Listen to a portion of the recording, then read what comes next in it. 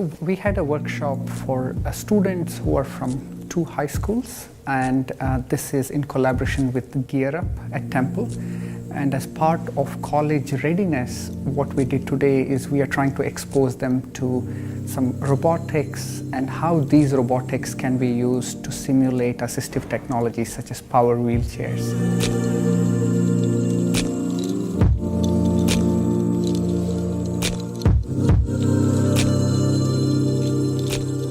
These students are in 9th grade, 10th grade or 11th grade. So if we expose them early about disability, about assistive technology, they might be more inclined to say that technology can help people with disabilities, can empower them to lead a full life, a quality of life in the community.